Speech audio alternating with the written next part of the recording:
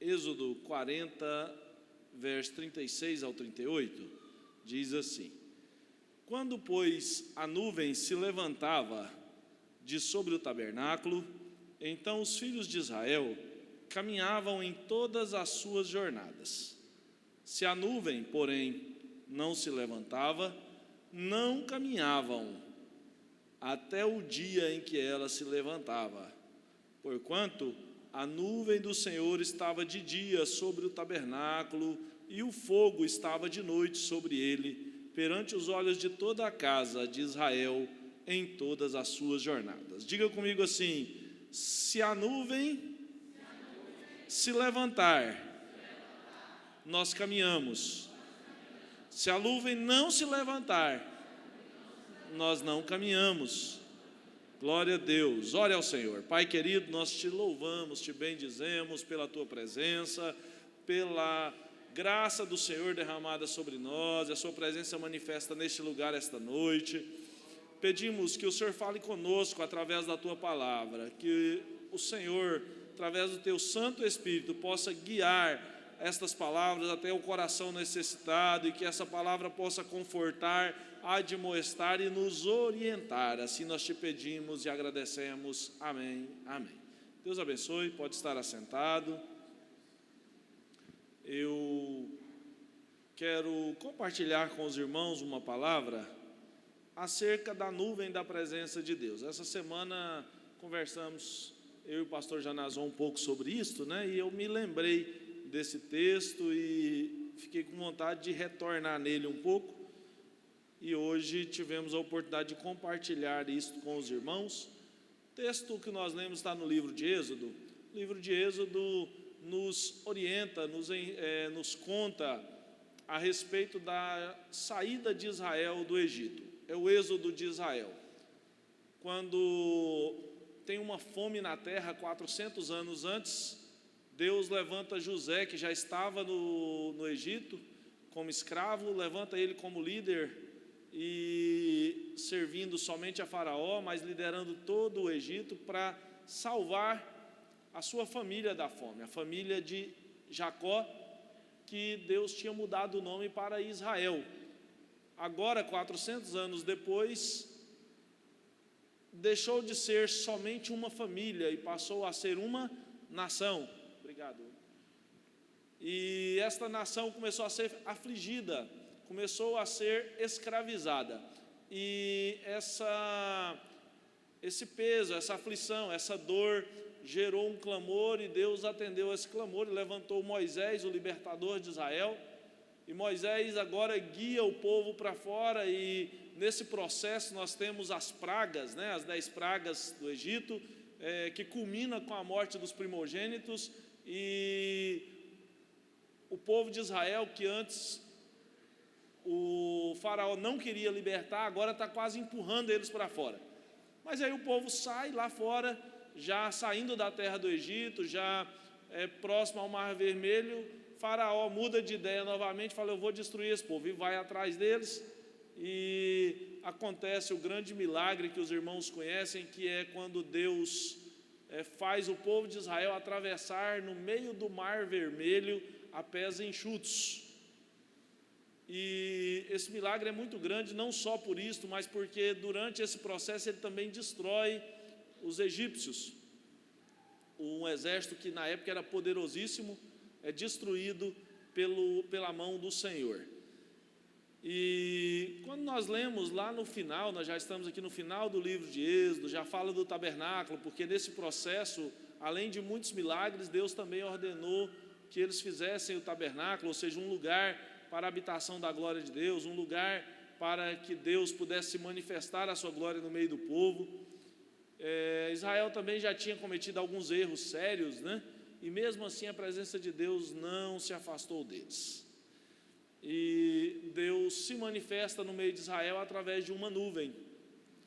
Se você começar lá em Êxodo 14, 19, quando eles, no capítulo 14, no verso 19, quando eles foram apertados pelo exército de Faraó, e Deus mandou eles atravessarem no meio do mar, enquanto eles atravessavam, acontece essa passagem que diz aí no verso 19 e 20, diz assim, ó, e o anjo de Deus que ia diante do exército de Israel se retirou e ia atrás deles. Também a coluna de nuvem se retirou de diante deles e se pôs atrás deles. Verso 20. E ia entre campo dos egípcios e o campo de Israel. E a nuvem era escuridade para aqueles. E para estes esclarecia a noite, de maneira que em toda a noite não chegou um ao outro. Eles passaram uma noite caminhando, né? E aí olha que interessante, a nuvem era luz para o povo de Israel, esclarecia, clareava, mas para os egípcios ela era escuridão, ela causava, provocava a escuridão. Então a nuvem do Senhor tem efeitos importantes. Eu queria compartilhar com vocês aqui algumas lições da nuvem de Deus, a nuvem da presença de Deus. Diga comigo, algumas lições da nuvem da presença de Deus. Pronto, a gente vai falando assim para ir memorizando, né? Será que você quer seguir a nuvem da presença de Deus? Quer seguir a orientação desta nuvem? Uma das características, nós acabamos de ler no capítulo 14, verso 19 e 20, é que a nuvem de Deus ilumina o nosso caminho. Ilumina o nosso caminho. Ela clareava o caminho para o povo de Israel à noite, mesmo numa noite densa, numa noite escura, atravessando, imaginem, no meio de 2 paredões de água, né, de um lado e de outro, e a água como se fosse uma montanha ao seu lado, a escuridão pairava, mas mesmo nas noites mais escuras, mesmo diante de ventos fortes, mesmo atravessando no meio do mar, nós temos a consciência de que a nuvem da presença de Deus clareia o nosso caminho. Davi, como o pastor Janazon citou, foi um homem que viveu grandes aflições, grandes desafios. Davi foi um homem que viveu dificuldades imensas, teve momentos difíceis. E quando nós vamos para a sua coletânea de salmos e de tantos outros que andaram com ele, né, tantos outros escritores dos salmos que andaram também com Davi, a maioria deles, lá no Salmo 119, verso 105, a Bíblia nos diz: lâmpada para os meus pés é a tua palavra e luz para o meu caminho. A palavra de Deus é lâmpada para os meus pés. Olha que interessante, porque lâmpada para os pés e luz para o caminho são coisas diferentes. Quem já andou de lanterna sabe disso, né? Quem já andou com, como que chama aquelas luzinhas? Lamparina, perdão, né? Quem já andou de lamparina, tem luz que só ilumina aqui nos nossos pés. A gente está olhando aqui onde eu estou pisando. Um terreno um pouco diferente, onde tem um degrau, alguma coisa assim, a gente olha para os pés, não é? Para caminhar passos curtos. Quando eu estou com a lanterna num lugar escuro que eu vou caminhar, se eu estou num lugar que eu acho o terreno perigoso, eu coloco ela para baixo, ilumina os meus pés. Mas se eu quero fazer uma caminhada longe, eu boto a lanterna para frente para ela iluminar o meu caminho. Aí eu não olho só aqui onde eu estou pisando, eu olho o caminho que está à frente. Então, a nuvem da presença de Deus, ela é luz para o nosso caminho, mas ela também é lâmpada para os meus pés. Ela me ajuda a dar passos firmes em terrenos que eu não sei como caminhar, mas ela também me faz olhar para frente. Tem dias que nós estamos olhando para baixo, a escuridão é grande, o problema é grande, a gente não consegue enxergar o quadro todo, a gente fica olhando para baixo, a gente só enxerga o dia de amanhã, a gente só sabe lidar, parece que aquele problema vai matar a gente, parece que aquele problema vai me destruir, parece uma coisa tão grande, tão difícil, eu estou com as minhas vistas tampadas, eu só consigo olhar aqui e falo, meu Deus, não tem jeito, mas aí o Senhor Jesus, através da sua palavra, me dá lâmpada para os meus pés e começa a clarear, e de repente Ele me ajuda a levantar a cabeça e olhar para frente, e ver que existe um caminho à frente, e ver que existe mais, que eu posso continuar a caminhar, que aqui não é o fim, mas eu preciso prosseguir, ir adiante. Se você viver debaixo da nuvem de Deus, Ele garante a você que Ele vai dar luz para o seu caminho. E você vai ver que tem muito mais adiante do que você pensa. Talvez o seu problema pareça que é o fim, mas para Deus não é o fim. Ele vai te ajudar e você vai ver o caminho à frente. A nuvem da presença de Deus, ela tem uma característica interessante, porque ao mesmo tempo que ela é luz para uns, ela é escuridão para outros. Ela clareia para frente, mas ela gera escuridão para quem está atrás. A nuvem da presença de Deus, ela confunde os nossos inimigos. E ela confunde os nossos inimigos, ou o nosso inimigo, porque, por muitos motivos, mas principalmente porque quando nós estamos na direção de Deus, quando nós estamos debaixo da nuvem de Deus, quando nós estamos sendo orientados pela presença de Deus, nós tomamos decisões que são confusas, que são estranhas na lógica humana. Paulo nos ensinou que nós não devemos viver por vista, nós não vivemos por aquilo que vemos, nós não vivemos por aquilo que enxergamos, nós não tomamos decisões pela lógica humana, mas nós vivemos por fé. E a fé nos leva, às vezes, a tomar decisões esquisitas, diferentes, e isso confunde o nosso inimigo. A fé nos leva a acreditar que é possível acontecer aquilo que eu não estou vendo. É crer que é possível, ainda que eu não consiga enxergar. É por isso que o inimigo fica confuso, quando você está na sua casa no meio de um grande problema, mas você tem o seu coração em paz. É por isso que o inimigo fica confuso de saber que você tem motivos para estar chorando, que você tem motivo para estar triste, mas você está de pé, glorificando ao Senhor hoje, porque você sabe que Ele é luz para o seu caminho, ainda que eles não entendam, ainda que eles não saibam, mas eu sei que o meu Redentor vive e por fim se levantará. A nuvem de Deus é luz para o meu caminho, e a nuvem de Deus confunde o meu inimigo. Outra característica que nós aprendemos da nuvem de Deus, quando nós nos dispomos a viver na nuvem de Deus, vem do objetivo, de um dos propósitos daquela nuvem. Eles estavam, irmãos, caminhando no deserto, e não foi só uma tarde, uma manhã, ou um dia, ou uma semana. Eles passaram 40 anos no deserto.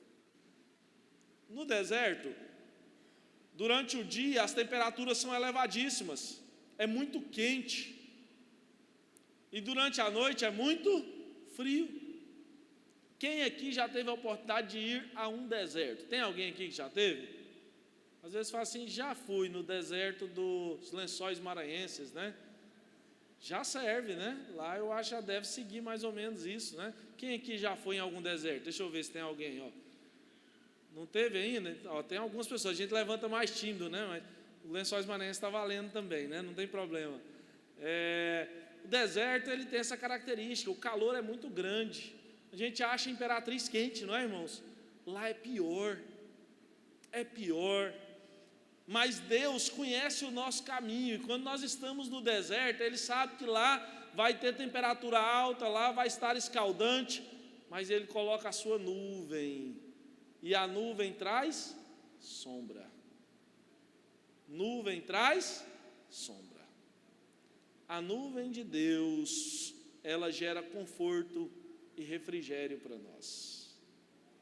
Às vezes a gente está debaixo de um sol tão quente, a gente procura uma nuvenzinha para fazer uma sombra, né?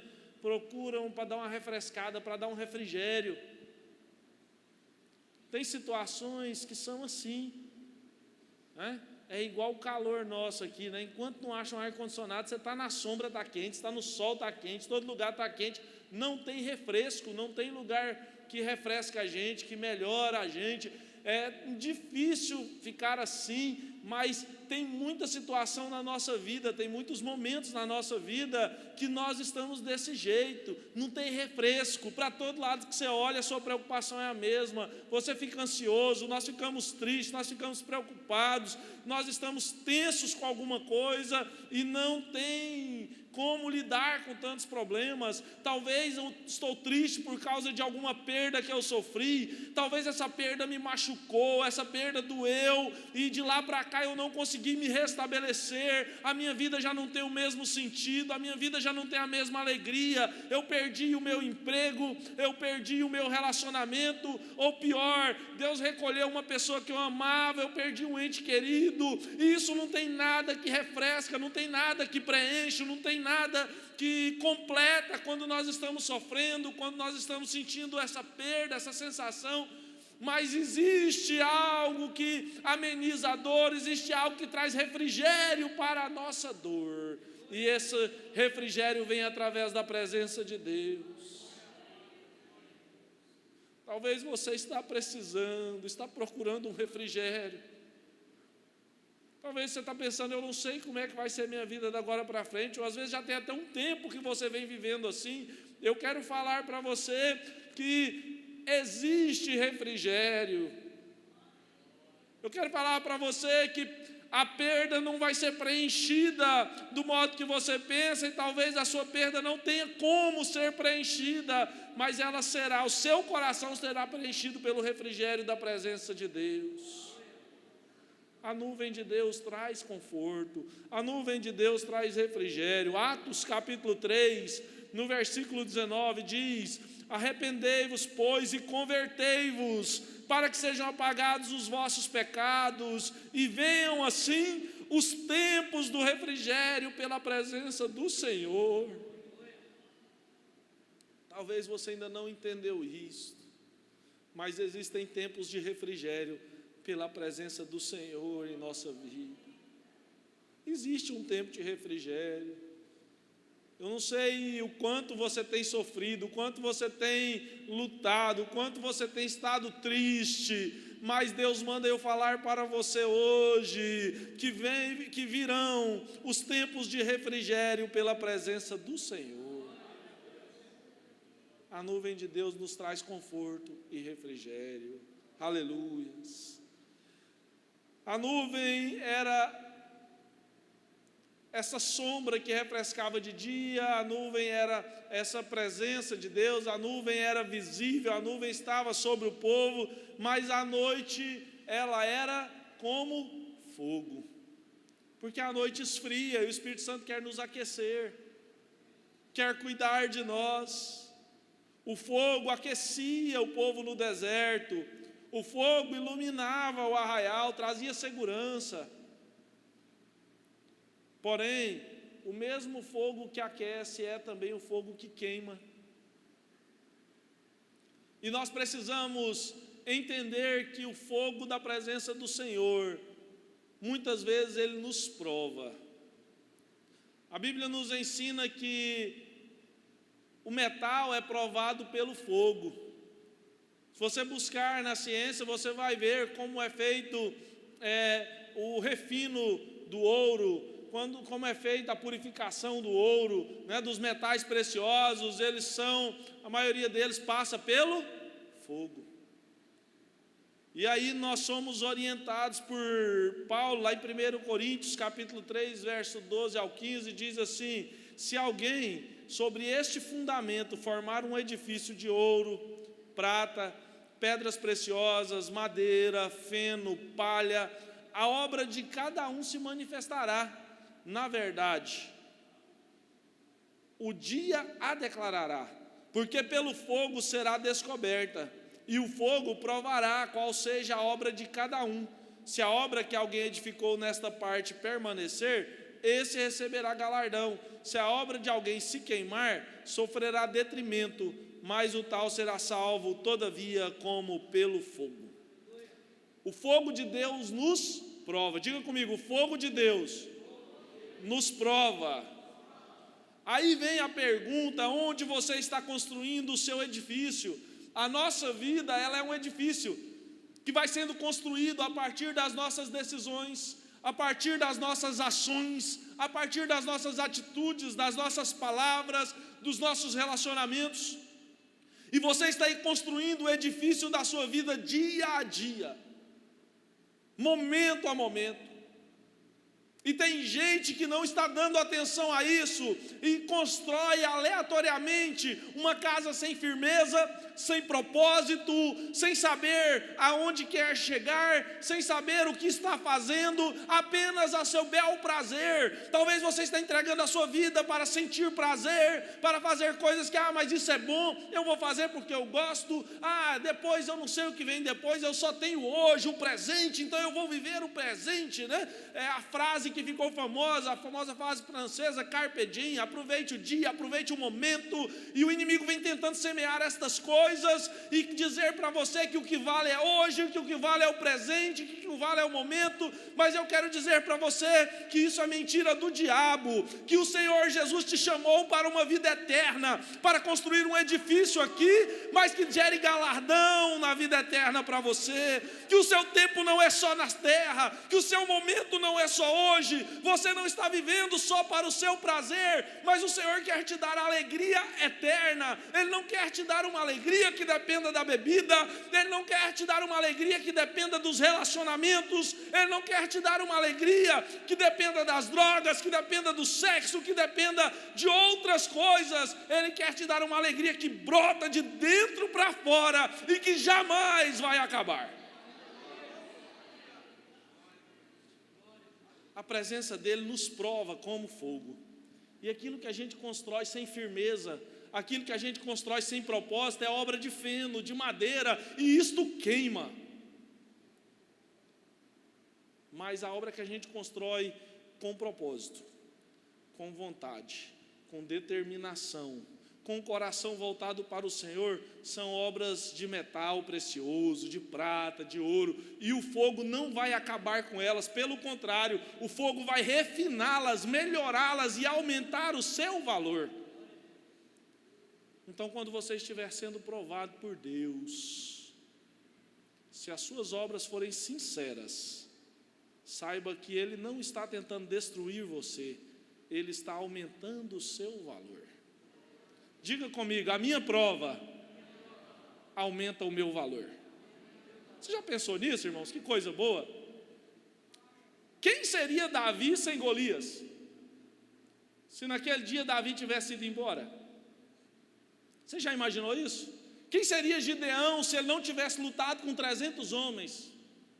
A maioria de nós não sabe citar o nome de todos os juízes que estão na Bíblia, mas quase todos conhecem a história de Gideão, porque ele lutou com 300 homens, ele enfrentou um exército gigantesco.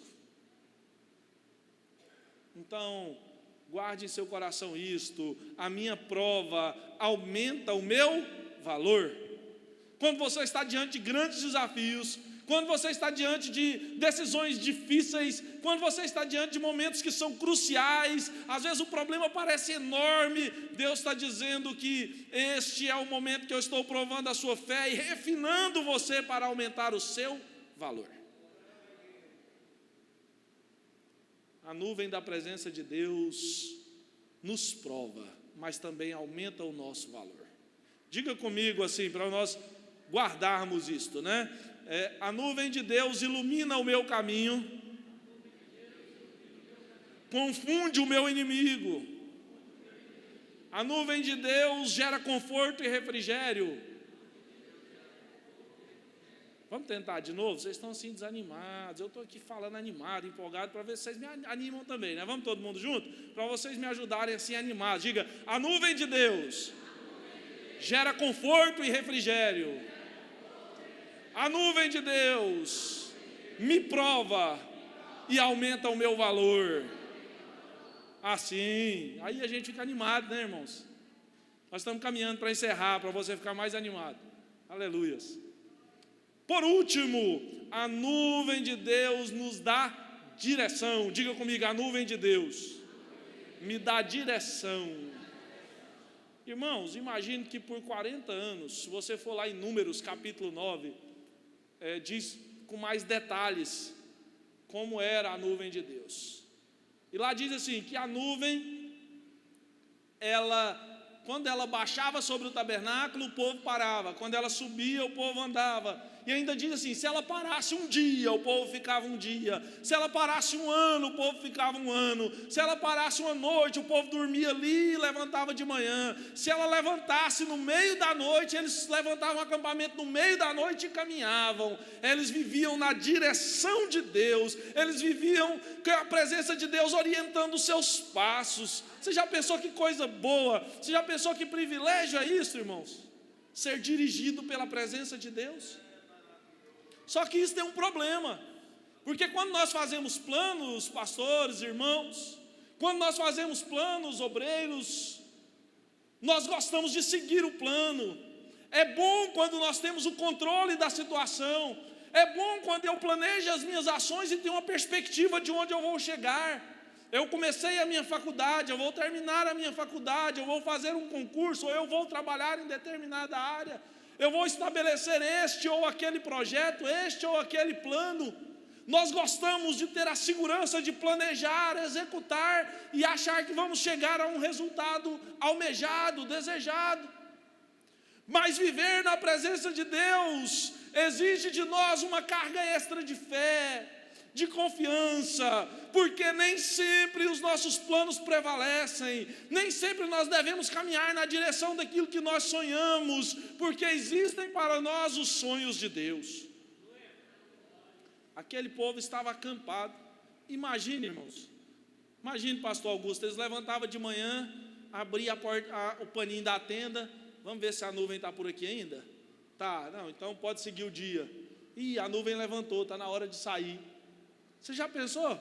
Não, eu vou ficar aqui, eu não sei se eu vou ficar um dia, ou um mês, ou um ano. Está chegando a hora de deitar, vou organizar minhas coisas. A mãe começa a organizar as crianças, cada um ajustando suas coisas, para ir descansar. De repente a nuvem levantou. Opa, aí alguém toca a buzina, avisa o povo, fala, vamos andar. Está na hora de partir, de caminhar. Hoje eu penso que eu vou caminhar para cá ou para lá, mas a presença de Deus me manda numa direção diferente. Então, quando eu vivo na direção e na dependência de Deus, eu tenho que aprender a confiar menos nas minhas habilidades. Eu tenho que aprender a confiar menos nos meus instintos. Eu tenho que aprender a confiar menos na força do meu braço e nas minhas mãos e aprender a confiar no Senhor. A Bíblia nos ensina e nos diz, entrega o teu caminho ao Senhor, confia nele e o mais ele fará. Tem muitos de nós que entregamos o nosso caminho ao Senhor, mas não confiamos. Nós entregamos o nosso relacionamento, nós entregamos a nossa casa, a nossa família ao Senhor, mas quando não acontece do nosso jeito, quando não acontece no nosso tempo, a gente vai lá e puxa de volta e fala, Jesus, deixa comigo que eu mesmo resolvo. Eu vou falar uma coisa, eu vou resolver do meu jeito, eu vou tomar uma atitude, e Deus está dizendo, não é o meu tempo, não é o meu jeito, eu preciso confiar que Deus vai agir no tempo certo. Salmo 25:12 diz que, qual é aquele homem que teme ao Senhor? Pois o Senhor o ensinará o caminho que deve escolher. Irmão, não tem coisa melhor do que vivermos debaixo da direção de Deus. Quantas vezes eu estive nessa posição, de não saber para que lado ir, de não saber que decisão tomar. Quantas vezes eu precisei tomar uma decisão difícil, mas eu não sabia se ia dar certo ou dar errado. A lógica diz para ir por aqui ou por ali. O natural seria isso aqui, mas não é o que Deus quer para mim. E aí a gente vai orar, eu falo, Senhor, eu preciso de uma direção. E aí você espera, e alguém pressiona, e você precisa tomar uma decisão, e o Espírito Santo não fala nada, e você fica esperando, 1 dia, 2 dias, 3 dias, parece que está passando de hora, 1 mês, está passando de hora, aí de repente você olha, a nuvem levantou, eu vou naquela direção, aí tem paz, aí eu estou com o coração em paz, eu vou lá e tomo uma decisão, resolvo para que lado eu vou, decido como fazer. Por quê? Porque Deus nos dá direção. Você está aqui hoje porque você precisa tomar uma decisão diferente. E o Senhor mandou dizer para você que Ele não quer que você tome a sua direção, mas a direção dEle. Vamos ficar de pé para nós orarmos? A nuvem de Deus nos dá direção. Antes dessa oração, eu quero convidar você que está precisando entregar a sua vida a Jesus para viver debaixo dessa nuvem. O Senhor Jesus está te chamando hoje. Não sei, talvez você não veio aqui com esse propósito, mas Jesus está te chamando hoje. Ele quer mudar a sua rota hoje. Ele quer ser a nuvem que te conforta e refrigera. Ele quer ser a nuvem que te dá direção. Ele quer ser a nuvem que ilumina o seu caminho para você saber para onde você está indo. Mas o dia é hoje. Eu quero convidar você para vir aqui. Eu quero orar por você.